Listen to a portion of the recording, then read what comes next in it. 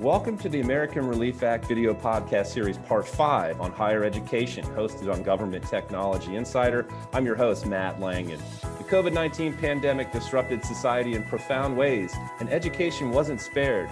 Universities sent students home, pivoted to online classes, and endured a year of budget uncertainty. For some institutions, the year was a waste, but for others, it was a blessing. The pandemic provided a catalyst to accelerate their digital transformation and embrace innovative ways to serve all of their constituents. And the underpinning of this digital transformation was the growing adoption of hybrid cloud technologies. And there's also some good news on the horizon. The American Rescue Plan includes just short of $40 billion to help colleges and universities in the U.S. to recover from the pandemic. And some of this funding can help universities on their journey to the cloud and help them to deploy innovative technologies to really reinvent higher education. And today we're joined by Mary Olson, who is the Strategic Program Lead for Higher Education and Research at Oracle, who will discuss this topic further. And Mary, thanks for joining us today. Thank you, Matt. I really am happy to be here. Yeah, likewise. And let's go ahead and just kick it off and start at the top. So what are some of the key technologies that can help institutions really recover from the COVID-19 pandemic? Oh, well, that's a great question. When the pandemic hit, it was kind of clear that being agile was crucial. We were dealing with a whole lot of unknowns. And an example of this, just yesterday, I was on the phone with the CEO of a university foundation. And she told me, she said, Mary, in March of 2020, I was standing in my office, looking around thinking, what do I need to take with me so I can be out of the office for the next couple of weeks and keep working? Well, she said, little did we know it would be 16 months later that we would be planning our return to the office. And nobody anticipated at that time.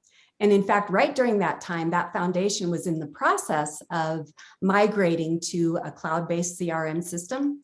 Well, since they weren't there yet, it kind of progressed over the year at a much, much slower pace. But the good thing is it kept going and they will be ready for the next disruption.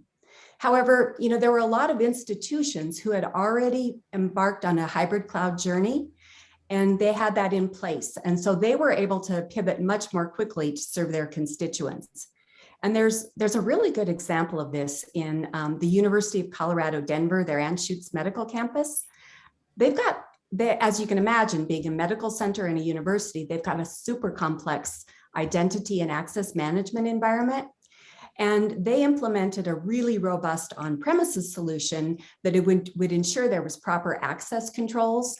However, the data coming from all of the different systems, the HR systems, the student systems, is super dynamic. And they needed to implement something like the Identity Cloud Service to be able to help manage this.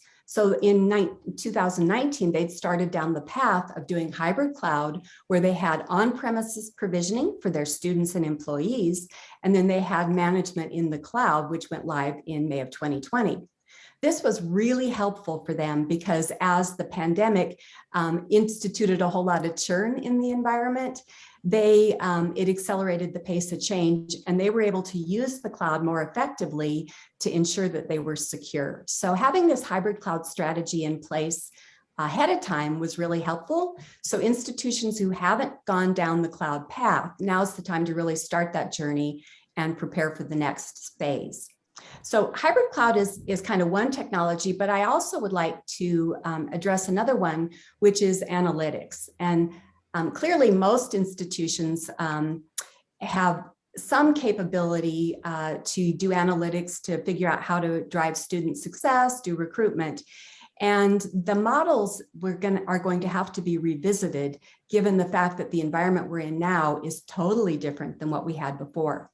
So I have a caution to universities using analytics. I would say just don't be too wedded to the student recruitment and success models that you've used in the past.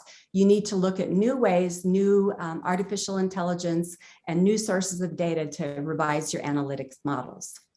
So those are two technologies I'd highlight. Oh, that's great. In many ways you touched upon my next question, but I'm going to ask it anyway, and perhaps we can dive a little bit deeper. Tell us more about the role that the cloud really does play in this digital transformation effort.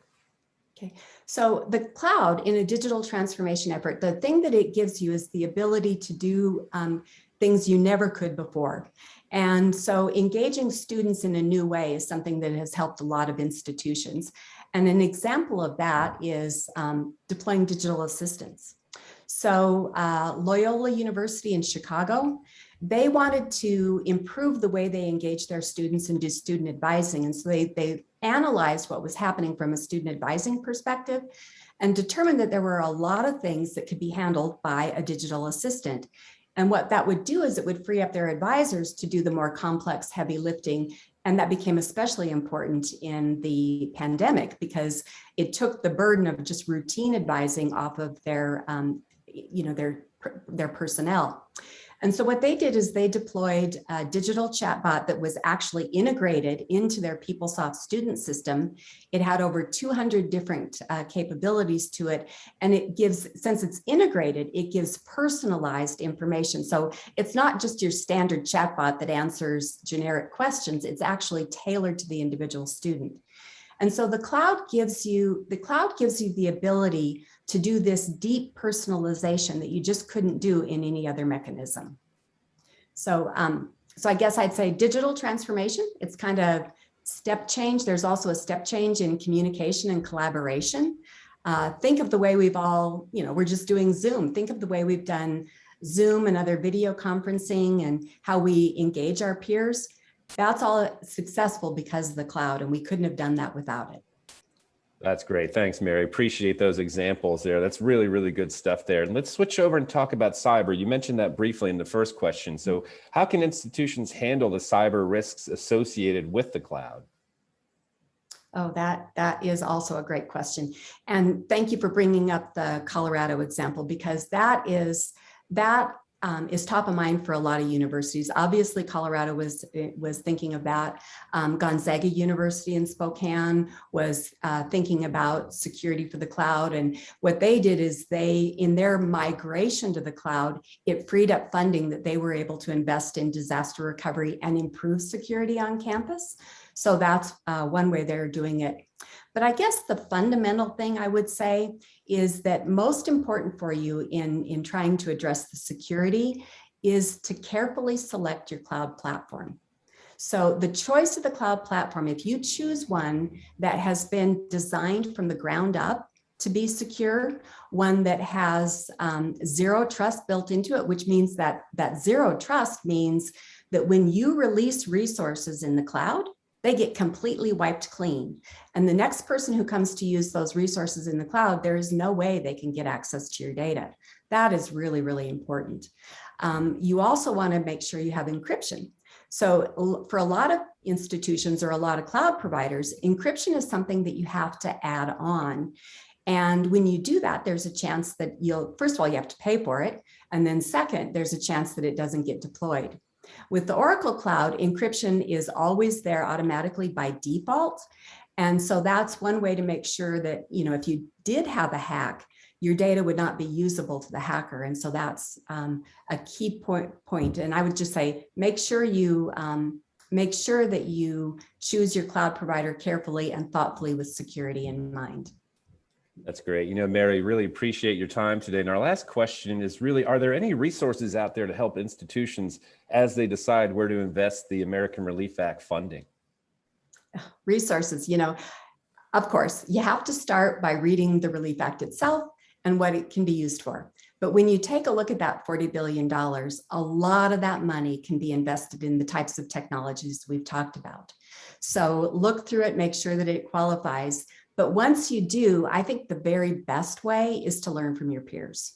And so I recommend looking to the leaders in the industry who've already done digital transformation, learn from their examples. And on the Oracle website, we have a ton of case studies and examples of people who have just done that. I would also suggest that you reach out to your Oracle representative, or feel free to reach out to me for additional information on how you can learn from your peers. That's excellent. This concludes this episode of the American Relief Act video podcast series, part 5 on higher education, hosted on Government Technology Insider, where Mary Olson, who's the strategic program lead for higher education and research at Oracle, discussed how the American Relief Plan can help universities on their journey to the cloud and help them to deploy innovative technologies to really reinvent higher education right now. And Mary, thank you so much for your time today. Thank you, Matt.